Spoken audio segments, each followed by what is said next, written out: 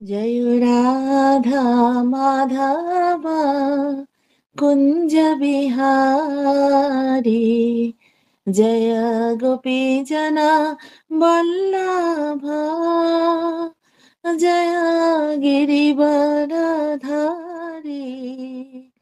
जय गिरिवरधारी यशोदानन्दन व्रज जनरञ्जन यमुनातीरमन चारि जय राधा माधव कुञ्ज बिहारी हरे कृष्णा कृष्ण कृष्ण हरे हरे हरे रामा राम राम हरे हरे जय राधा माधव जय राधा माधव राधा माधव जय राधा माधव जय पंच तत्व जय पंच तत्व पंच तत्व जय पंच तत्व जय गौरानिताय जय गौरानिताय जय गौरानिताय जय जय प्रभुपाद प्रभुपाद जय जय गुरुदेव गुरुदेव गुरुदेव निताई गौर हरि बोल हरि बोल। जय श्री श्री राधा माधव की पंच तत्व की गौर निताई की जय। प्रदीप पवन शिल गुरु महाराज की जय। जगत गुरु शिल प्रभुपाद की जय। समवेत गौर भक्त की जय। ताई गौर शतानंद प्रेमानंद। ॐ अज्ञानातिमिरान्धस्य ज्ञानाञ्जनशलाकया चक्षुरुन्मीलितं येन तस्मै श्रीगुरुवे नमः। श्रीचैतन्यमनोभीष्टं स्थापितं येन भूतले स्वयं रूप कदा मह्यं ददाति स्वपदान्तिकं। वन्देऽहं श्रीगुरु श्रीयुतपदकमलं श्रीगुरुं वैष्णवांश्च श्रीरूपं सग्रजातं सहगण रघुनाथ नितं तं सजीवं सद्वैतं सवधूतं परिजनसहितं कृष्णचैतन्यदेवं श्रीराधा कृष्णपादं सहगण ललिता श्रीविशाखानितांश्च नमो विष्णुपादाय कृष्णपृष्ठाय भूतले श्रीमते भक्तिवेदान्ता स्वामिनिति नामिने नमस्ते सरस्वती देवे गौरवाणी प्रचारिणे निर्विशेष शून्यवादी पाश्चात्यदेशतारिणे वाञ्छाकल्पतरुभ्यश्च कृपा सिन्धुभ्यो एव च पतितानां पावनेभ्य वैष्णवेभ्यो नमो नमः। नमो महावदन्नाय कृष्णप्रेमप्रदायते कृष्णाय कृष्णचैतन्य नाम्ने गौरतिशे नमः। नित्यानन्द नमस्तुभ्यं प्रेमानन्दप्रदायिने कलौ कल्मषनाश जन्नवापते नमः। पञ्चतत्त्वात्मकं कृष्णं भक्तरूपस्वरूपकं भक्तवतारं भक्तर्थं नमामि भक्तशक्तिकम्। हे कृष्ण करुणा सिंधु दीन बंधु जगतपथे गोपेश गोपिका कांत राधा कांत नमस्तुते तप्त कांचन गौरांगी श्री राधे वृंदावनेश्वरी वृषभानुसुते देवी प्रणमामि हरिप्रिये नीलाचल निवासाय नित्याय परमात्मने बलभद्र सुभद्राभं जगन्नाथाय ते नमः। वृंदावी तुलसी देवै प्रियाय केशवस्य च कृष्ण भक्ति प्रदे देवी सत्यवतै नमो नमः। जय श्री कृष्ण चैतन्य प्रभु नित्यानंद श्री अद्वैत गदाधर श्रीवासादि गौर भक्त वृंद हरे कृष्णा कृष्ण कृष्ण हरे हरे हरे राम राम राम हरे हरे। ओम नमः भगवते वासुदेवाय ओम नमः भगवते वासुदेवाय ओम नमः भगवते वासुदेवाय ओम नमः भगवते चैतन्य चंद्रालयाय नारायणं नमस्कृतं नरं चैव नरोत्तमं देवीं सरस्वतीं व्यासं ततो जयमुदीरयेत् नष्टप्रायेषु भद्रेषु नित्यं भगवत सेवया भगवतीरुत्तमश्लोके भक्तिर्भवति नष्टके मुखां करोति वाचालं भङ्गं लङ्घायते गिरिं यत्कृपातमहं वन्दे श्रीगुरुदीनतारिणं परमानन्दमाधवं श्रीचैतन्य ईश्वरं हरि ओं तत्सत् नमो विष्णुपादाय कृष्णपृष्ठाय भूतले श्रीमती जय पताका स्वामिनीति नामिने नमो आचार्य पादाय निताय कृपा प्रदायिने गौरकथा धामदाय नगर ग्राम तारिणे जय जय श्री चैतन्य जय नित्यानंद जय दैत चंद्र जय गौर भक्त वृंद। हरे कृष्ण। সকল ভক্তবৃন্দকে আমার সশ্রদ্ধ প্রণাম নিবেদন করছি। আজকে আমরা চৈতন্য চরিতামৃত আদি লীলা প্রথম অধ্যায়ের শ্লোক নাম্বার 46 আলোচনা করব। শ্লোকটা পড়ছি। आचार्यं मां विजानीयात् न अवमन्येत् कहिर्चित् न मर्तबुद्ध्या अशूयेत् सर्वदेव मया गुरुः। आचार्यं मां विजानीयात् न अवमन्येत् कहिर्चित् न मर्तबुद्ध्या अशूयेत् सर्वदेव मया गुरुः। आचार्यं मां विजानीयात् न अवमन्येत् कहिर्चित् न मर्तबुद्ध्या अशूयेत् সর্বদেব মায়া গুরু। শব্দার্থ আচার্য মানে আচার্যকে, মাম মানে আমার পৃষ্ঠ, বিজা নিয়াত মানে জানা উচিত, ন অবমান্যেত অশ্রদ্ধা করা উচিত নয়, কহির চিত মানে কখনো, ন মানে নয়, মর্ত মানে মর্ত বুদ্ধা মানে একজন সাধারণ মানুষ বলে মনে করা, অশ্বেত মানে ঈর্ষান্বিত হওয়া, সর্বদেব মানে সমস্ত দেবতার, মায়া মানে অনুষ্ঠান অধিষ্ঠান, গুরু মানে গুরুদেব। অনুবাদ: আচার্যকে আমার থেকে অভিন্ন বলে জানা উচিত এবং কখনো কোনোভাবে তাকে অশ্রদ্ধা করা উচিত নয়। তাকে একজন সাধারণ মানুষ বলে মনে করে তার প্রতি ঈর্ষান্বিত হওয়া উচিত নয়, কেননা তার মধ্যে সমস্ত দেবতার অধিষ্ঠান আছে। তো কৃষ্ণদাস কবিরাজ গোস্বামী পূর্ববর্তী শ্লোকে গুরুদেবের সম্বন্ধে বলেছেন যে গুরুদেব হচ্ছেন মহাপ্রভুর প্রকাশ, মহাপ্রভুর দাস। তো এই শ্লোকে এটা ভাগবতমের একটা শ্লোক থেকে উদ্ধৃতি করা হয়েছে। তো এই শ্লোকটা আলোচনা করছেন এখানে। এখানে চৈতন্য চরিতামৃতে এই শ্লোকটা ভাগবতম থেকে নেওয়া হয়েছে, যেটা কৃষ্ণরাজ কবিরাজ গোস্বামী বলেছেন। তার পরবর্তী শ্লোকে আবার তিনি গুরুদেবের মহিমা সম্বন্ধে বলবেন। তো এই শ্লোকে শ্রীমদ্ ভাগবতমের এটা হচ্ছে 11 স্কন্ধের 17 অধ্যায় 27 নম্বর শ্লোক থেকে উদ্ধৃত করা হয়েছে। শিল তাৎপর্যে শিল প্রভুপাদ বলেছেন, উদ্ধব যখন শ্রীকৃষ্ণকে চতুর্বর্ণ ও চতুরাশ্রম সম্বন্ধে প্রশ্ন করেছিলেন, তখন সেই প্রশ্নের উত্তর দেওয়ার সময় প্রসঙ্গক্রমে কৃষ্ণ এই শ্লোকটির উল্লেখ করেছিলেন। উদ্ধবকে কৃষ্ণ এটা বলছিলেন, শ্রীমদ্ ভাগবতমের 11 স্কন্ধে আছে। যখন চতুর্বর্ণ বা চতুরাশ্রম নিয়ে কথা হচ্ছিল, প্রশ্ন করছিলেন উদ্ধব কৃষ্ণকে, তখন তার উত্তর দিচ্ছিলেন ভগবান উদ্ধবকে, আর সেই সম্পর্কে এই কথাটা বলছিলেন এই শ্লোকটা, যে সদ্গুরু তত্ত্বাবধানে ব্রহ্মচারীর কিভাবে আচরণ করা উচিত সেই সম্বন্ধে কৃষ্ণ তাকে বিশেষভাবে উপদেশ প্রদান করেছিলেন। গুরুদেব কখনো তার শিষ্যের সেবা উপভোগ করেন না। তিনি ঠিক একজন পিতার মতো। পিতার স্নেহপূর্ণ তত্ত্বাবধান ব্যতীত শিশু যেমন বড় হতে পারে না, ঠিক তেমনি সদ্গুরু তত্ত্বাবধান ব্যতীত শিষ্য ভগবত ভক্তির স্তরে উন্নীত হতে পারেন না।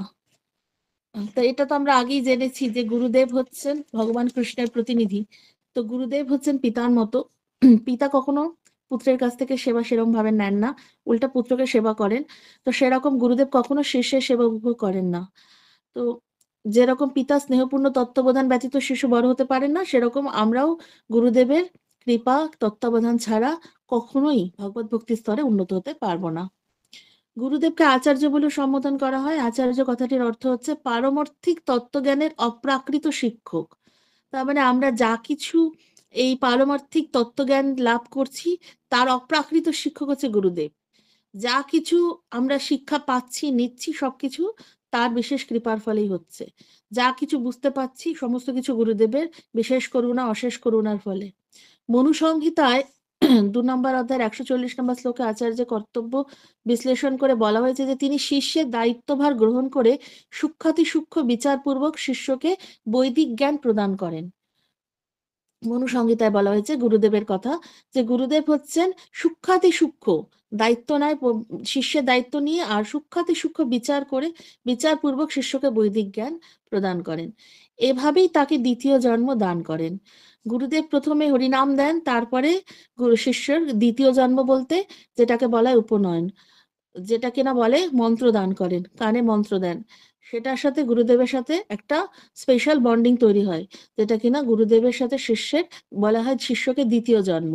পারমার্থিক তত্ত্বজ্ঞান অধ্যয়নে শিষ্যকে দীক্ষাদান অনুষ্ঠানকে বলা হয় উপনয়ন, অর্থাৎ যে অনুষ্ঠান শিষ্যকে গুরুর নিকটে আনয়ন করে। উপনয়ন মানে হচ্ছে গুরুর নিকটে আনা হয়, আনয়ন মানে প্রথমে তো হরিনাম দিচ্ছে গুরুদেব, কিন্তু উপনয়নটা হচ্ছে আরো গুরুর আরো বেশি কাছে চলে আসে উপনয়নের মাধ্যমে। তো যে গুরুর সন্নিকটে আসতে পারে না সে যোগ্য পবিত্র প্রাপ্ত হওয়ার যোগ্য নয়, তাই সে শূদ্র। ব্রাহ্মণ, ক্ষত্রিয় অথবা বৈশ্যের শরীরে যোগ্য পবিত্র গুরুর কাছ থেকে দীক্ষা গ্রহণের প্রতীক। তা যদি কেবল উচ্চ বংশে জন্মগ্রহণ করার জন্য ধারণা হয়ে থাকে তাহলে তার কোনো মূল্য নেই। যদি কিনা আমরা গুরুদেবের কাছ থেকে উপনয়ন না পেয়ে থাকি, সে যদি ব্রাহ্মণ কুলেও জন্মগ্রহণ করে থাকে, তার উপনয়ন থাকলেও সেটা কিন্তু কোনো কাজের হবে না যতক্ষণ না আমরা গুরুদেবের কাছ থেকে সেটা পাচ্ছি। কৃষ্ণ।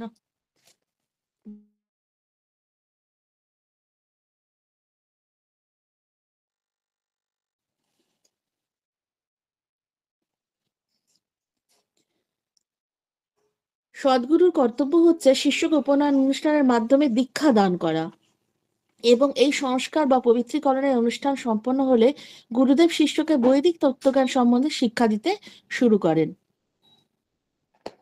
শূদ্র কুলোদ্ভূত মানুষও সদ্গুরুর কাছে দীক্ষিত হওয়ার ফলে ব্রাহ্মণত্ব লাভ করতে পারে, কারণ গুরু যখন তাকে উপনয়ন দিচ্ছেন মানে পবিত্রীকরণ করছেন, তার ফলে কি হচ্ছে, তার মধ্যে বৈদিক তত্ত্বজ্ঞান প্রদান করে তার মধ্যে শিক্ষাটা পেয়ে গুরুদেবের বিশেষ কৃপা সে লাভ করছে। তার ফলে কি হচ্ছে, সে ব্রাহ্মণত্ব লাভ করছে, সে যে যে বর্ণেই থাকুক না কেন, কিন্তু সে কিন্তু ব্রাহ্মণত্ব লাভ করছে।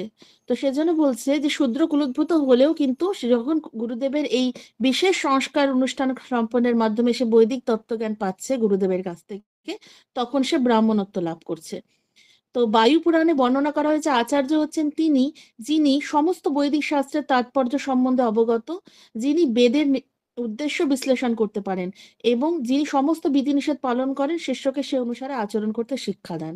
তার মানে আচার্যের ভূমিকাটা কত বড়, এবং আমরা এই শাস্ত্র অধ্যয়ন করলে জানতে পারবো যে সদ্গুরুদেবের কি লক্ষণ এবং আচার্য কাকে বলা হয়। আচার্য তিনি যিনি কিনা বৈদিক শাস্ত্রের তাৎপর্যটাকে সম্পূর্ণভাবে জানবেন এবং সেটাই শিষ্যকে প্রদান করবেন, পুঙ্খানুপুঙ্খানু বেদের বিশ্লেষণ করবেন এবং সমস্ত বিধিনিষেধ পালন করবেন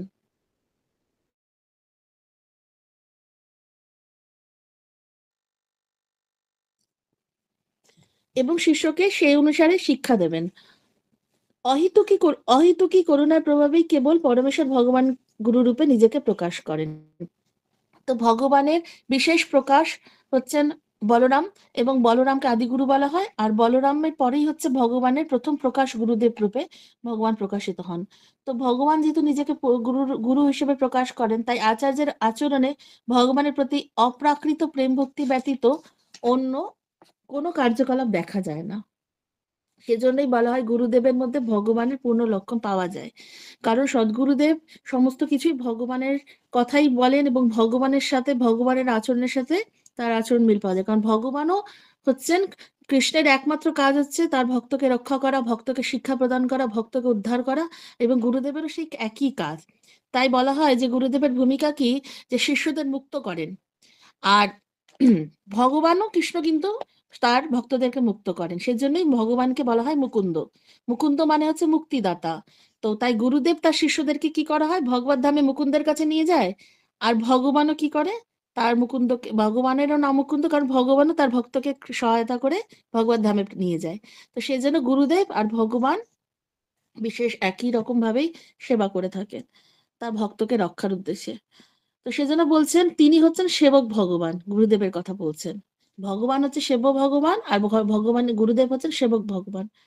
ভগবানের আশ্রয় বিগ্রহ নামক এই ধরনের ঐকান্তিক ভক্তের আশ্রয় গ্রহণ করাই আবশ্যক। কেউ যদি ভগবানের সেবা না করে নিজেকে আচার্য বলে জাহির করার চেষ্টা করে, তাহলে বুঝতে হবে সে অপরাধী। গুরুদেব কখনো নিজেকে গুরু বলে মানে ভগবান বলে মনে করবে না, কিংবা নিজেকে নিয়ে কখনো অহংকারী হবে না। তো সেজন্য যে কিনা নিজেকে ভাববেন, নিজেকে বড় করবেন, নিজেকে আচার্য বলে জাহির করার চেষ্টা করবেন, তাহলে বুঝতে হবে সে অপরাধী। তার মধ্যে অহংকার আছে, তার আচার্য হওয়ার কোনো যোগ্যতা নেই। যে যথার্থ আচার্য তার মধ্যে এসব গুণগুলো থাকবে না। তার মধ্যে সবসময় থাকবে যে ভগবানের দাস, ভগবানের সেবা করছেন এবং ভগবানের উদ্দেশ্যেই ভক্তদেরকে রক্ষা করছেন। তো সদ্গুরু সর্বদাই অনন্য ভক্তি সহকারে পরমেশ্বর ভগবানের সেবায় যুক্ত থাকেন। আর এই লক্ষণগুলির মাধ্যমেই তাকে ভগবানের প্রকাশ রূপে নিত্যানন্দ প্রভুর যথার্থ প্রতিনিধি রূপেই জানা যায়। এই ক্ষেত্রে আমরা বুঝতে পারি যে ভগবানের প্রকাশ হচ্ছে গুরুদেব এবং নিত্যানন্দ প্রভুর প্রতিনিধি। এই লক্ষণগুলো থাকলেই হবে। যখনই গুরুদেবের মধ্যে আমরা এই লক্ষণগুলি পাবো, তখনই বুঝতে পারবো। এই ধরনের গুরুদেবকেই বলা হচ্ছে আচার্য, আচার্যদেব। সবাইকে আচার্য বলা যায় না। আচার্য যখনই কেউ বলবে, তখনই আমাদেরকে দেখতে হবে যে শাস্ত্রে যেই লক্ষণগুলো আছে, ব্যাখ্যা করা হয়েছে, যে সেগুলো মানে তার মধ্যে রয়েছে কিনা। সেগুলো জানলেই আমরা বুঝতে পারবো সে যথার্থ আচার্য কিনা। আচার্য ঈর্ষার বশবর্তী হয়ে এবং ইন্দ্রিয় তৃপ্তি সাধনে বাধাপ্রাপ্ত হয়ে বিষয়াসক্ত মানুষেরা আচার্যের সমালোচনা করে। সেজন্য কখনো আচার্য সমালোচনা করা উচিত না। কারণ অনেকেই আছেন যে ঈর্ষার বশবর্তী হয়ে আর ইন্দ্রিয় তৃপ্তি সাধনের জন্য সমালোচনা করে। কিন্তু প্রকৃতপক্ষে যথার্থ আচার্য পরমেশ্বর ভগবান থেকে অভিন্ন। ভগবান আর গুরুদেবের মধ্যে কোনো পার্থক্য নেই, এক অভিন্ন। গুরুদেব হচ্ছেন বলে কৃষ্ণের কৃপায় গুরু পাওয়া যায়, গুরুর কৃপায় কৃষ্ণকে পাওয়া যায়। এক অভিন্ন এবং সমান্তরাল ভাবে চলছে। কিন্তু প্রকৃতপক্ষে যথার্থ আচার্য পরমেশ্বর ভগবান থেকে অভিন্ন। তাই এই ধরনের আচার্যকে ঈর্ষা করা মানে স্বয়ং ভগবানকে ঈর্ষা করা। তার ফলে পারমার্থিক জীবনে উন্নতি সাধনে বিঘ্ন ঘটবে। গুরুদেবকে ঈর্ষা করা, আচার্যকে ঈর্ষা করা মানে পারমার্থিক জীবনে তার পতন হবেই হবে। তো পূর্বেই উল্লেখ করা হয়েছে যে শিষ্যের কর্তব্য আচার্যকে কৃষ্ণের প্রকাশ বলে জেনে সর্বদা তার প্রতি শ্রদ্ধাশীল হওয়া। আর সেই সঙ্গে এটি সর্বদা মনে রাখা উচিত যে গুরু বা আচার্য কখনোই শ্রীকৃষ্ণের লীলাবিলাসের অনুকরণ করেন না। কখনোই করবেন না লীলাবিলাসী অনুকরণ। ভণ্ড গুরু যারা নিজেদের সর্বতভাবে কৃষ্ণ বলে জাহির করে শিষ্যদের প্রতারণা করে। কিন্তু এই ধরনের নির্বিশেষবাদীরা কেবল তাদের শিষ্যদেরকেই বিপথে পরিচালিত করতে পারে, কেননা চরমে তাদের লক্ষ্য হচ্ছে ভগবানের সঙ্গে এক হয়ে যাওয়া। যারা নির্বিশেষবাদীরা তারা এটা করে। তারা ভগবান নিজেকে বলে, ভগবানের সাথে এক হয়ে যেতে চায়, এবং এভাবে তারা যাদের তাদের যে ফলোয়ার্স আছে তাদেরকে বিপথে পরিচালিত করে। কেননা চরমে তাদের লক্ষ্য হচ্ছে এক হয়ে যাওয়া ভগবানের সাথে। কিন্তু ভক্তি মার্গে এই ধরনের মনোভাবের কোনো স্থান নেই। বৈদিক দর্শনের প্রকৃত সিদ্ধান্ত হচ্ছে অচিন্ত্য ভেদাভেদ তত্ত্ব, যা প্রতিপন্ন করে যে সবকিছুই যুগপৎভাবে ভগবানের থেকে ভিন্ন এবং অভিন্ন। বৈদিক দর্শন যেটা বলছে সেটাকে বলা হচ্ছে অচিন্ত্য ভেদাভেদ তত্ত্ব, যেটা মানে হচ্ছে ভগবানের থেকে সবকিছুই ভিন্ন, আবার ভগবানেরই সাথে অভিন্ন। ভগবানেরই মতো আবার ভগবানের থেকে অভিন্ন। এই ব্যাপারটা শ্রী রঘুনাথ দাস গোসাই বলেছেন, সেটি হচ্ছে আদর্শ গুরুর প্রকৃত স্থিতি, এবং শিষ্যের কর্তব্য হচ্ছে গুরুদেবকে মানে মুকুন্দের শ্রীকৃষ্ণের সঙ্গে সম্পর্কিত এবং তার অন্তরঙ্গ সেবক রূপে দর্শন করা। আমাদের আর কিছু ভাবা উচিত না। রঘুনাথ দাস গোস্বামী যেটা বলেছেন এটাই একমাত্র ভাবলে আমাদের আর কোনো অসুবিধা হবে না। রঘুনাথ দাস গোস্বামী বলেছেন যে আদর্শ গুরুর প্রকৃত স্থিতি, শিষ্যের কর্তব্য হচ্ছে গুরুদেবকে কৃষ্ণের সাথে সম্পর্কিত ভাবা, যে গুরুদেব হচ্ছেন কৃষ্ণের প্রতিনিধি, এবং শিষ্যের কর্তব্য কি গুরুদেবকে কৃষ্ণের সাথে সম্পর্কিত করা এবং অন্তরঙ্গ সেবক রূপে তাকে দর্শন করা। এটাই ভাববো যে না, ভগবান কৃষ্ণের হচ্ছে অন্তরঙ্গ প্রতিনিধি হচ্ছে গুরুদেব, আমাদের কাজ হচ্ছে গুরুদেবের সেবা করা, আর কিছু না। আমাদের আর কিছু ভাবার করার কোনো দরকারই নেই আর অন্য কিছু। এই জীব গোস্বামী, শ্রীল জীব গোস্বামী তার ভক্তি সন্দর্ভতে স্পষ্টভাবে বিশ্লেষণ করেছেন যে শুদ্ধ ভক্ত যে গুরুদেব ও মহাদেবকে পরমেশ্বর ভগবান থেকে অভিন্ন রূপে দর্শন করেন। তার কারণ হচ্ছে তারা ভগবানের অতি প্রিয়। যারা শুদ্ধ ভক্ত, উত্তম অধিকারী, তারা বলেন, তারা ভাবেন কি যে গুরুদেব এবং মহাদেব তারা দুজনেই ভগবানের থেকে অভিন্ন। কারণ মহাদেবকে ভগবানের পরম বৈষ্ণব, ভগবানের শুদ্ধ ভক্ত, ভগবানের প্রিয়, সবচেয়ে প্রিয় বৈষ্ণব শিরোমণি। আর এদিকে গুরুদেবও তাই ভগবানের সবচেয়ে প্রিয়। তো সেজন্য যারা শুদ্ধ ভক্ত তারা কি করে, দুজনকে এক অভিন্ন রূপে দর্শন করেন, কারণ তারা ভগবানের অতি প্রিয়। কিন্তু এমন নয় যে তারা সর্বতভাবে ভগবানের সঙ্গে এক। এটাও নয় যে তারা ভগবান, কিন্তু না, তারা ভগবানের অত্যন্ত প্রিয়। শ্রীল রঘুনাথ দাস গোস্বামী ও শ্রীল জীব গোস্বামীর পদাঙ্ক অনুসরণ করে শ্রীল বিশ্বনাথ চক্রবর্তী ঠাকুর প্রমুখ আচার্যরা পরবর্তীকালে এই একই তত্ত্ব প্রতিপন্ন করেছেন। এই যে যেই কথাগুলো রঘুনাথ দাস গোস্বামী আর জীব গোস্বামী পাদ বলেছেন, সেই কথাটাই পরবর্তীতে বিশ্বনাথ চক্রবর্তী ঠাকুর আচার্যরা এই কথাই বলেছেন, যে গুরুদেবের বন্দনা শিল বিশ্বনাথ চক্রবর্তী ঠাকুরও বলেছেন যে সমস্ত শাস্ত্রে গুরুদেবকে সাক্ষাৎ ভগবান বলে স্বীকার করা হয়েছে, কারণ তিনি হচ্ছেন ভগবানের অত্যন্ত প্রিয় ও বিশ্বস্ত সেবক। গৌড়ীয় বৈষ্ণবরা তাই পরমেশ্বর ভগবানের সেবক রূপে গুরুদেবের আরাধনা করে, তাই না? যেভাবে গুরুদেবকে আমরা প্রত্যেকদিন গুরু পূজা করি, গুরুদেবের কাছে প্রার্থনা করি, কারণ গুরুদেব চাইলেই আমাদেরকে কৃষ্ণের কাছে পৌঁছে দিতে পারে এবং কৃষ্ণের সাথে আমাদের যোগাযোগ করে দিতে পারে। তো ভক্তিমূলক সমস্ত প্রাচীন শাস্ত্রে এবং শিল নরোত্তম দাস ঠাকুর, ভক্তিবিনোদ ঠাকুর সমস্ত প্রমুখ বৈষ্ণব আচার্যবৃন্দের রচিত গীতসমূহে গুরুদেবকে সর্বদা রাধারানীর অন্তরঙ্গ পরিকর অথবা নিত্যানন্দ প্রভু প্রতিনিধি রূপে বর্ণনা করা হয়েছে। কারণ যত শাস্ত্রগ্রন্থ আছে এবং যত আচার্যরা আছে এবং যত বৈষ্ণব আচার্যরা রয়েছেন, প্রত্যেকেই বলেছেন যে গুরুদেব হচ্ছেন শ্রী রাধারানীর অন্তরঙ্গ পরিকর এবং নিত্যানন্দ প্রভুর প্রতিনিধি, এবং তারাই হচ্ছেন শুদ্ধ ভক্ত এবং আমাদেরকে তারা উদ্ধারের জন্যই এসেছেন। তাদের একমাত্র কাজ হচ্ছে এই বদ্ধজীবকে উদ্ধার করে ভগবত ধামে পাঠিয়ে দেওয়া, এবং তা কিন্তু একমাত্র ভগবানের নির্দেশেই হয়েছে। এবং তারা ভগবানের যেহেতু ডাইরেক্ট প্রতিনিধি, তো ওরা ভগবান চাইলেই তারা কিন্তু আমাদেরকে উদ্ধার করতে পারেন, এবং তাদের কাছে সেই ক্ষমতা রয়েছে, সেই শক্তি রয়েছে, কারণ তারা ভগবানের সাথে দিব্য লীলা করছে। যেরকম ৩ ধরনের ভক্ত রয়েছে, উত্তম কনিষ্ঠ অধিকারী, মধ্যম অধিকারী, উত্তম অধিকারী, যেটাকে ইংলিশে বলা হচ্ছে first class devotee, second class devotee, third class devotee. তো যারা কনিষ্ঠ অধিকারী তারা হচ্ছে যে ভগবানকে আসেন, মন্দিরে দর্শন করেন, ভগবান আসতে হয়, কোনো কারণবশত আসলেন কিংবা এমনি আসলো, দর্শন করলো, চলে গেল, কোনো রকমের লিঙ্ক নেই, যখন ইচ্ছে হলো এলো, চলে গেল। এটা হচ্ছে কনিষ্ঠ অধিকারী, কোনো রকমের কিন্তু কোনো ভগবানের সাথে যোগসূত্র নেই তাদের, আসতে হয় কোনো কারণবশত এলো। মধ্যম অধিকারী যারা, তারা হচ্ছে ভগবানের সাথে রেগুলার আসছেন, দর্শন করছেন, ভক্তদের সাথে দর্শন করছেন, শ্রদ্ধাপূর্ণ ভাব নিয়ে করছেন, ঠিক আছে।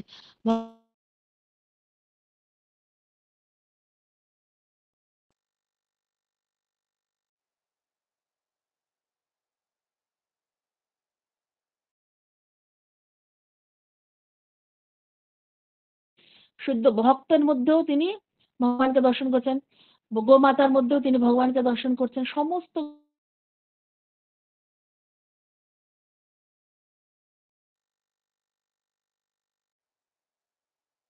অধিকারী ভক্ত, যিনি কিনা সমস্ত সমস্ত জীবকে একমাত্র ভগবান মুকুন্দের সাথে মেলানোর জন্য তিনি কিন্তু আমাদের চেষ্টা করেছেন যে সত্যি ফিরিয়ে নিয়ে যাওয়া যায়, সেটাই গুরুদেবের একমাত্র কাজ। আর সেটাও শ্রীমতী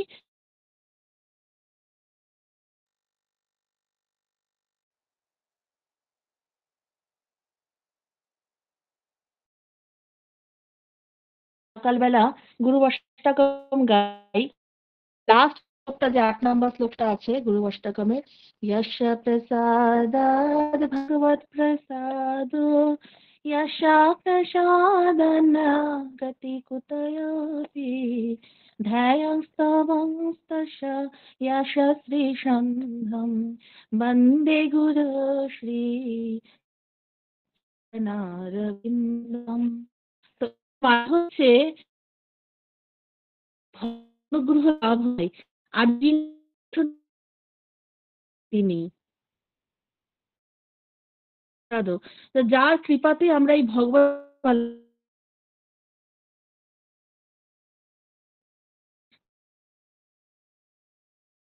তো বলছে ধ্যায়ং স্তবং আমি ধ্যান করছি তিন তিন সন্ধ্যা, যশস্বী চন্দ্রম, ৩ সন্ধ্যা আমি এটাই ধ্যান করছি। সেই গুরুদেবের কীর্তি সমস্ত ধ্যান করতে করতে আমি তার পাদপদ্ম বন্দনা করছি। বিশ্বনাথ চক্রবর্তী ঠাকুর এই ভজনটা কীর্তনটা লিখেছেন, যেটা আমরা প্রতিদিন গুরু অষ্টকমে মঙ্গলারতিতে গাই। আর তো এই যে এটাই কিন্তু আমরা ৩ সন্ধ্যা এটাই গাইছি, যে যার কৃপাতে আমরা ভগবত অনুগ্রহ লাভ করছি। তো আমাদের একমাত্র উদ্দেশ্য হচ্ছে গুরুমুখ পদ্ম বাক্য চিত্তেতে করিয়া ঐক্য, আর না করিয়া মনে আশা। আমাদের কিছু আশা করারই দরকার নেই, আমাদের যদি গুরু বাক্যটাকে আমরা চিত্তেতে একমাত্র ধরে রাখি, গুরুদেব স্বয়ং আমাদেরকে কৃপা করার জন্যই বসে আছেন। গুরুদেব এসেছেন এই কারণে। গুরুদেব যতদিন আমাদেরকে উদ্ধার না করবেন, গুরুদেবের কাজ কিন্তু শেষ হবে না। গুরুদেব এসেছেন আমাদের কৃপা করার জন্য। তো সেজন্য গুরুদেব সবসময় চান যে আমাদেরকে শিষ্যদের যাতে কোনো না কোনোভাবে আমাদের যে কোনোভাবে আমাদেরকে রেকটিফিকেশন করে আমাদেরকে ভগবদ্ধামে নিয়ে যাওয়া, আমাদেরকে কি করে বিভিন্ন পর্যায়ে পরিচালনা করবে, কি করে আমাদেরকে উৎসাহ প্রদান করবে, প্রশংসা করে, সতর্ক করে দেয় গুরুদেব, আমাদেরকে সংশোধন করে, সব গুরুদেব করে আমাদেরকে। কিভাবে আমরা ভক্তিপথে আরো উন্নত করব, আমরা যদি ভুল করি সেটাকে আমাদের সংশোধন করে দেয়। তো এই সমস্ত কিছু ভাবে আমাদেরকে গুরুদেব আমাদেরকে যত্ন প্রদান করে, কি করে আমরা ভক্তিটাকে আরো সুন্দরভাবে দৃঢ়তার সাথে সুন্দরভাবে আমরা এটাকে করে গিয়ে এই ভগবত ভক্তি জীবনে এই ভক্তি করে যেন এই ভগবত ধামে পৌঁছে যেতে পারি। সেটাই গুরুদেব একমাত্র আমাদের জন্য চেষ্টা করে সারাক্ষণ। আমরা বুঝতে পারি না, কিন্তু গুরুদেব যেহেতু উত্তম অধিকারী ভক্ত, আমরা যেহেতু কনিষ্ঠ অধিকারী ভক্ত, আমরা সে উপলব্ধি করতে পারি না বা আমাদের সেই ক্ষমতা নেই বোঝা। তো সেজন্য গুরুদেব হচ্ছেন আমাদের প্রকৃত বন্ধু। তো শিষ্যকে তিনি এতটাই ভালোবাসেন যে শিষ্যকে মুক্ত করার জন্য তিনি স্বেচ্ছায় জড়জগতে আসেন। তাকে কিন্তু সে স্বেচ্ছায় বদ্ধজীবদের উদ্ধার করার জন্য আসছেন ভগবানের বিশেষ অনুমতি ক্রমে। তো এটাই হচ্ছে ভালোবাসার চূড়ান্ত প্রকাশ, যে ভগবানকে তিনি কথা দিয়েছেন যে আমি এদেরকে বদ্ধজীবকে উদ্ধার করে নিয়ে যাব তোমার কাছে। ভগবান যেহেতু আমাদের পরম পিতা, গুরুদেবও আমাদের পিতা, তো পিতা চাইছে আমাদেরকে আমাদের আসল যেটা ঘর সেখানে নিয়ে যাওয়া। তো সেটাই গুরুদেব করছেন। তো 47 নম্বর শ্লোকে আমরা এবার আমরা কৃষ্ণদাস কবিরাজ গোস্বামীর আলোচনা করব। তিনি বলছেন, শিক্ষা গুরু কেউ তো জানি কৃষ্ণের স্বরূপ, অন্তর্যামী ভক্ত শ্রেষ্ঠ এই দুই রূপ। শ্লোকার্থ, শিক্ষা গুরুকে পরমেশ্বর ভগবান শ্রীকৃষ্ণের স্বরূপ বলে জানতে হবে। শ্রীকৃষ্ণ নিজেকে অন্তর্যামী পরমাত্মা রূপেও শ্রেষ্ঠ ভক্ত। তো শিক্ষা গুরু মাত্রই দীক্ষা গুরু,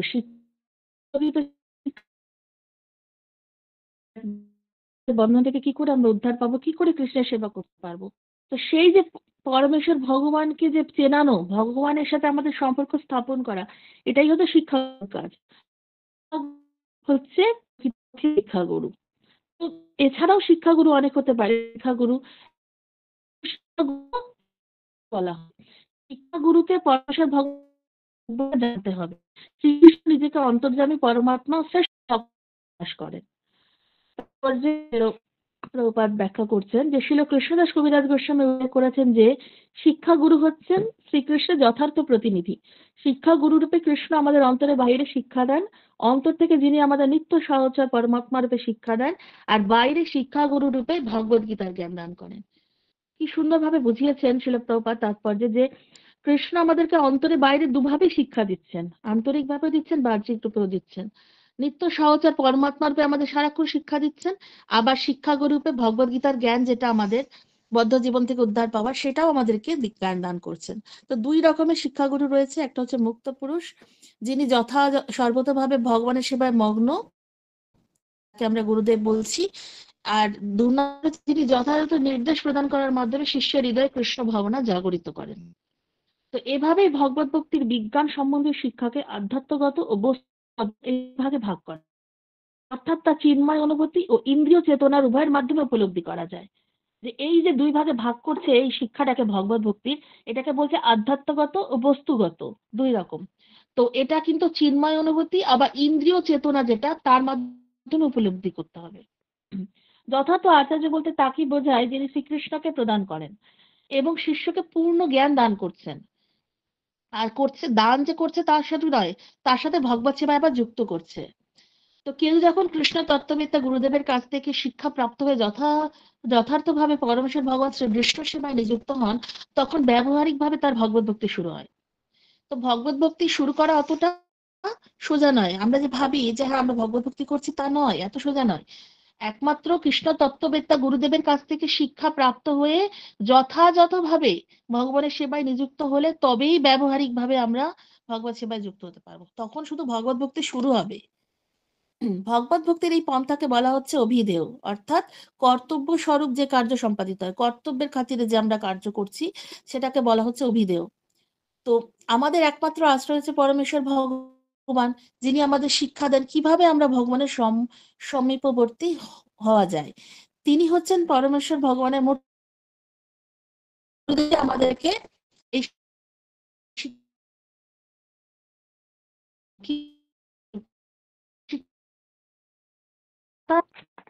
পরমেশ্বর ভগবানের সঙ্গে শিক্ষাগুরু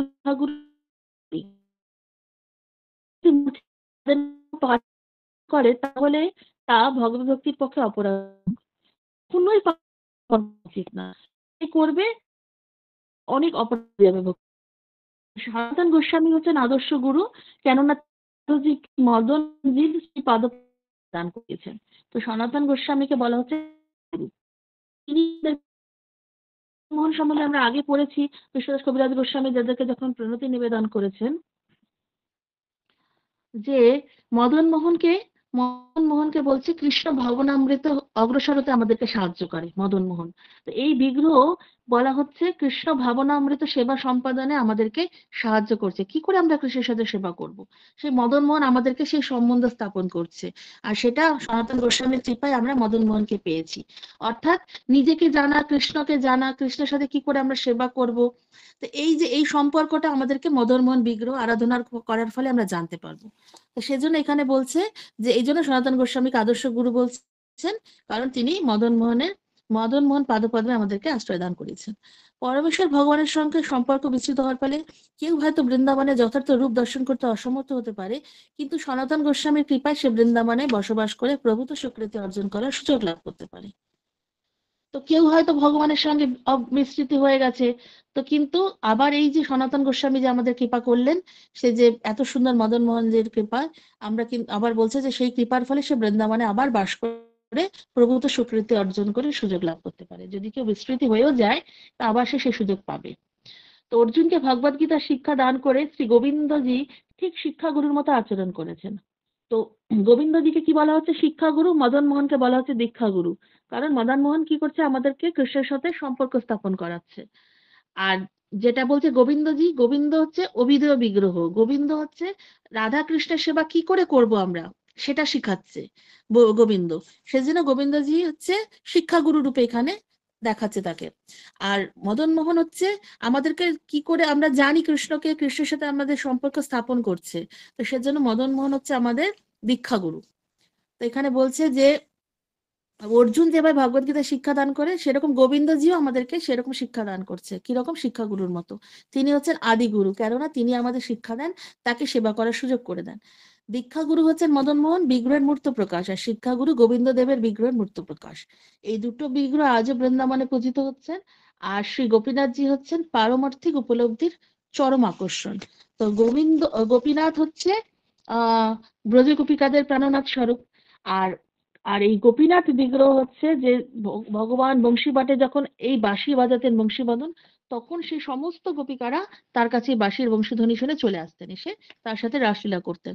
তো সেজন্য বলছে যে এই যে গোপীনাথের এত আকর্ষণ, তো সেজন্য গোপীনাথকে আহ কৃষ্ণদাস কবিরাজ গোস্বামী বলছেন যে পারমার্থিক উপলব্ধি চরম আকর্ষণ। যে এই যে তিনি এত আকর্ষণ গোপীনাথের, তো ব্রজ গোপিকাদের তিনি প্রাণনাথ ছিলেন। তো সেজন্য বলছেন, কবিরাজ গোস্বামী বলছেন যে কৃষ্ণ যেভাবে তার মধুর মুরলীধ্বনির দ্বারা ব্রজগোপিকাদের চিত্ত আকর্ষণ করতেন, ঠিক এই রকম ভাবেই যেন তার অপ্রাকৃত ধ্বনির মাধ্যমে যেন আমাদেরও এই গোপীনাথ যেন আমাদেরকে সেভাবেই আকর্ষণ করতে পারেন। সেজন্য বলছেন যে এটা হচ্ছে পারমার্থিক উপলব্ধি চরম আকর্ষণ। গোপীনাথের এতই কৃপা। তো এখানে সনাতন গোস্বামীর মদন মোহনকে বলছে দীক্ষা গুরুর মূর্ত প্রকাশ, এবং গোবিন্দজিকে বলা হচ্ছে শিক্ষাগুরুর মতন আচরণ করছেন। আর হলো গোপীনাথজি হচ্ছেন পারমার্থিক উপলব্ধির চরম আকর্ষণ। এই তিন বিগ্রহই হচ্ছে আমাদের গৌড়ীয় বৈষ্ণবদের মেইন বিগ্রহ, এবং এদের আমাদের সবসময় দর্শন করা উচিত, সেবা করা উচিত, এবং এদেরকে সবসময় প্রার্থনা করা উচিত যেন আমরা কৃষ্ণ ভক্তিতে সবসময় যেন যুক্ত থাকতে পারি। এই তিন বিগ্রহের কৃপা হলেই আমরা গোস্বামীদের কৃপাও লাভ করবো, কারণ গোস্বামীরা হচ্ছে স্বয়ং মহাপ্রভুর পার্শ্বদ। তো তাদের কৃপা হলে অবশ্যই আমরা কৃষ্ণ ভক্তিতে আরো বেশি করে এগিয়ে যেতে পারবো।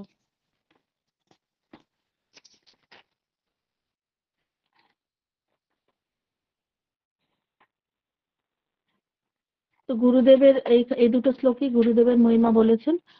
গুরুদেবের বিষয়ে খুব সুন্দরভাবে ব্যাখ্যা করেছেন ছিল কৃষ্ণদাস কবিরাজ গোস্বামী, যাতে আমরা মানে যে কেউ কিছু বলুক না কেন, আমরা যেন পথভ্রষ্ট হয়ে না যাই, আমরা যেন বুঝিয়ে দিতে পারি তাদেরকে যে শিক্ষাগুরু দীক্ষাগুরুর ভূমিকা কি, এবং গুরু ছাড়া আমরা যাতে কি করে কৃষ্ণ ভক্তিতে এগোতে পারি, সেটা যেন তাদেরকে বুঝিয়ে দিতে পারি যে গুরুর কৃপা বিনা আমরা কখনোই কৃষ্ণ ভক্তিতে এগোতে পারবো না। কারণ কৃষ্ণ কৃষ্ণ ভক্তিটাকে এগিয়ে নিয়ে যাওয়ার জন্যই ভগবান আমাদেরকে গুরুদেবকে পাঠান, এবং ভগবানের কাছে যদি আমরা যেতে পারি সেটার যে রাস্তাটা সেটা গুরুদেবই করে দেয়। তো সেজন্য এটা একটা বিশেষ কৃপা, এবং সেটা কিন্তু জড়জাগতিক ভৌতিক লোকেরা সেটা উপলব্ধি করতে পারে না। তো সেজন্য এত সুন্দরভাবে আমাদের শাস্ত্র গ্রন্থের মাধ্যমে আমরা যেগুলো জানতে পারি সেগুলো শুধু নিজেরাই জানবো না, এগুলো আমাদেরকে নিজেরাও আমরা জানবো। প্রভুপাদ যেটা বলেছেন যে আমাদেরকে অন্যদেরকেও জানাতে হবে এবং অন্যদেরকেও সেই শিক্ষা দিয়ে বোঝাতে হবে যে গুরুর ভূমিকা কি, এবং গুরু আমাদের জন্য কতটা কৃপা, আমাদের জন্য কতটা স্যাক্রিফাইস করে, এবং গুরুদেব কি পরিমাণ আমাদের জন্য নিজের জীবনকে বলিদান দিয়ে, যেরকম শিলা প্রভুপাদ, আমাদের আচার্যরা, সবাই প্রত্যেকেই তারা শুধু এই কষ্ট সাধন করছে কেন, যে শুধু জীবকে উদ্ধার করার জন্য, আমাদেরকে উদ্ধারের জন্যই। তারা কিন্তু মুক্ত জীব, তারা মুক্ত আত্মা, অলরেডি তারা পৌঁছে গেছেন ভগবত ধাম, কিন্তু তারা ভগবানকে সাহায্য করার জন্য বিভিন্ন ব্রহ্মাণ্ডে এভাবে ঘুরে ঘুরে তারা সমস্ত জীবকে উদ্ধার করেন যতক্ষণ ভগবত ধামে না যেতে পারে। তো তাদেরকে বিশেষ তারা আবার এসে ভক্তদেরকে কৃপা করার জন্য আসেন। তো একজন দীক্ষাগুরু তার কাছে, মানে দীক্ষাগুরু শিক্ষাগুরু একজন শিষ্যের কাছে কতটা ইম্পর্টেন্স, সেটা এই চৈতন্য চরিতামৃতের তাৎপর্য থেকে আমরা উপলব্ধি করতে পারি। তো সেজন্য গুরুদেবের নির্দেশ পালন করা, তার আদেশ অনুযায়ী নিজেকে চলা, এবং সবসময় প্রার্থনা করা ভগবানের কাছে যে আমরা যেন কোনোভাবেই, যেরকম ভগবান প্রভুপাদ এত উত্তম অধিকারীর ভক্ত, এত উচ্চ মার্গের ভগবান হচ্ছেন, প্রভুপাদকে বলা হয় ভগবানের সপ্তাবেশ অবতার, তারপরেও তিনি ভগবানের কাছে প্রার্থনা করতেন, অশ্রু ক্রন্দন করতেন, সব সময় প্রার্থনা করতেন, হে গৌরসুন্দর, হে নিত্যানন্দ প্রভু, হে রাধা মাধব কৃষ্ণ বলরাম গণ নেতার কাছে প্রার্থনা করতেন, যেন আমি এই সমস্ত প্রচারে যেন আমি যেন এত ভালো প্রচার করতে পারি, সবাইকে যেন ভগবত ধামে নিয়ে যেতে পারি, সবাইকে তুমি আমাকে আশীর্বাদ করো যেন আমি কৃষ্ণ ভক্তি থেকে যেন বিচ্যুত না হই। প্রভুপাদের মতো শুদ্ধ ভক্ত কৃষ্ণের কাছে প্রার্থনা করতেন।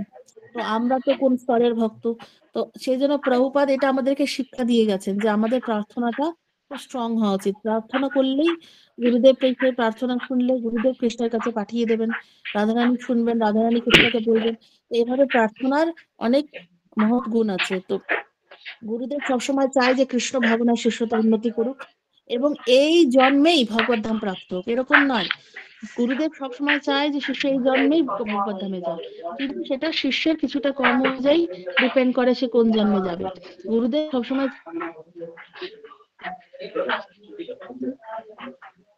কেক খাবো, পয়সা কেন?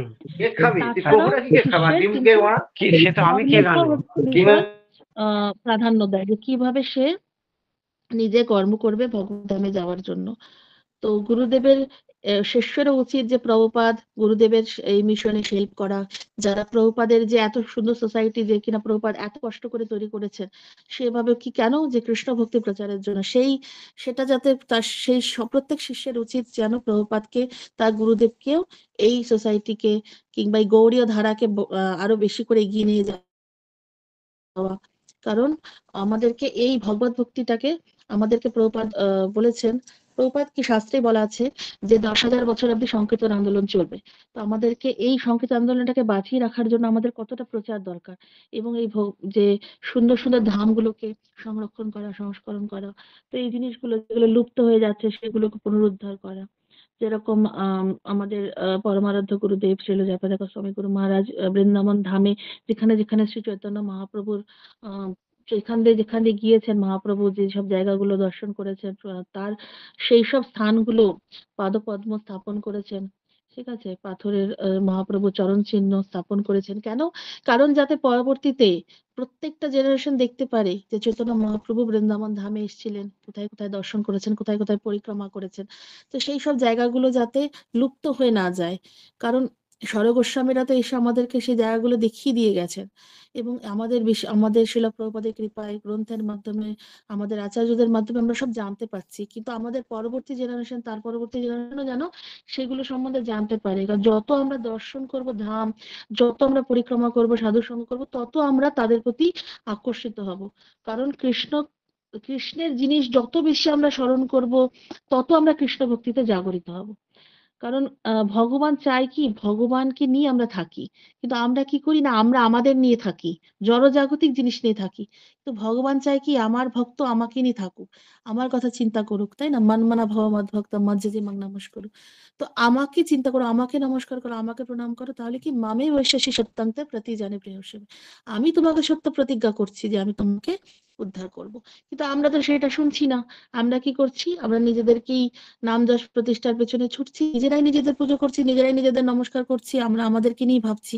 তো সেই কারণে কি হচ্ছে, আমরা ভগবত ভক্তিতে এগোতে পারছি না। গুরুদেবকে যথাযথ সম্মান করছি না, গুরুদেবকে সাধারণ মানুষ বলে মনে করছি, কিন্তু গুরুদেব যে কৃষ্ণের যথার্থ প্রতিনিধি সেটা একবার ভাবলেই আমরা আর কোনো ভাবেই পিছোতে পারবো না। ভগবত ভক্তিতে আমরা অটোমেটিক এগিয়ে যাব। যথাযথ শ্রদ্ধা এবং শরণাগতি যে একজন গুরুদেবের প্রতি করা মানেই কৃষ্ণকে করা, কৃষ্ণকে করা মানে গুরুদেবকে করা। তো আমরা যদি ভগবানকে সত্যিকার অর্থে ভগবানকে ভালোবাসবো, শ্রদ্ধা করব, ভক্তি করব না, তো অটোমেটিক ভগবানকে করা মানে গুরুদেবকেও করা হয়ে যাবে। তো গুরুদেব আমরা যখন ভোগ লাগাবো শ্রদ্ধাপূর্ণ ভাবে, তো গুরুদেবের প্রণাম মন্ত্র দিয়ে যখন শুরু করবো না, তো ভগবানকে ভোগ লাগানো হয়ে যাচ্ছে। তো ভগবানকে যখন আমরা পূজা আরতি করব, গুরুদেবকেও করব, তো এভাবে এভাবে আমাদের ভক্তিটা আরো বেশি করে প্রগাঢ় লাভ করবে। তো যত আমরা আমরা গুরুদেবের যত বেশি সেবায় আমরা যুক্ত হব, ঠিক আছে, তো তত বেশি আমরা ভগবত ভক্তিতে আরো বেশি এগোতে পারবো। কারণ গুরুদেবকে কখনোই আমাদের সাধারণ বলে মনে করা যাবে না। কারণ তিনি হচ্ছেন কৃষ্ণ ভক্তির অনুশীলনে আমাদেরকে একদম শাস্ত্র জ্ঞান প্রদান করছেন, এবং শাস্ত্রে যা আছে সেটাই অ্যাজ ইট ইজ বলছেন। আর আমাদেরকে কিভাবে ভগবত ধামে যেতে হবে সেই রাস্তা উনি দেখিয়ে দিচ্ছেন, মানে পথ প্রদর্শন করছেন। তো সেজন্য তার কৃপা ছাড়া আমরা কখনোই কৃষ্ণ ভক্তিতে এগোতে পারবো না। তো গুরুদেবের এতটাই ভূমিকা, যেটা কিনা আমরা আগেও পড়েছি, গীতাতেও বলা হয়েছে ভগবান, কিন্তু চৈতন্য চরিতামৃতে কৃষ্ণদাস কবিরাজ গোস্বামী প্রথমেই এই বিষয়ে যত বেশি গুরুত্ব আরোপ করেছে। কারণ প্রথমেই এই মঙ্গলাচরণ বন্দনার মাধ্যমেই বুঝিয়ে দিয়েছেন যে একজন মানে ভগবত ভক্তের কিরকম আচরণ করা উচিত শাস্ত্রের প্রতি, গুরুর প্রতি, কৃষ্ণের প্রতি। কারণ সবসময় বলেছেন যে আমরা যাতে কি করে কৃষ্ণের সাথে যুক্ত হতে পারবো, এবং কৃষ্ণের সাথে যুক্ত হওয়ার একমাত্র পন্থাই হচ্ছে গুরুদেব। গুরুদেবই যদি চায় তাহলেই আমাদের কৃষ্ণের সাথে যুক্ত করতে পারে, এবং গুরুদেব চাইলেই আমাদের সবকিছু, আমাদেরকে এই জন্মেই আমরা ভগবত ধামে পৌঁছাতে পারবো। কিন্তু গুরুদেব যদি কৃপা করে তাহলে কিছুই হবে না। মানে গুরুদেবের কৃপা, গুরুদেব যদি অপ্রসন্ন হবে তাহলে আমাদের আর কোনো গতি নেই।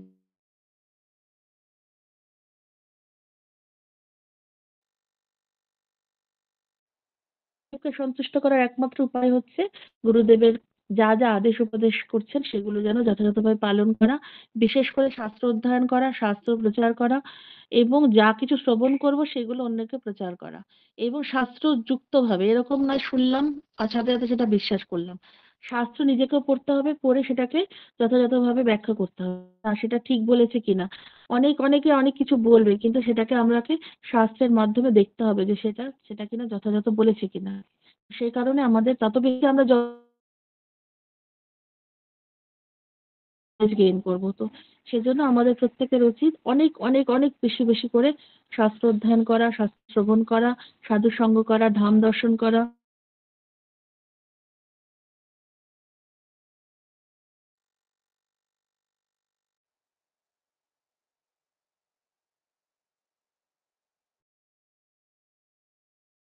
দিয়েছেন।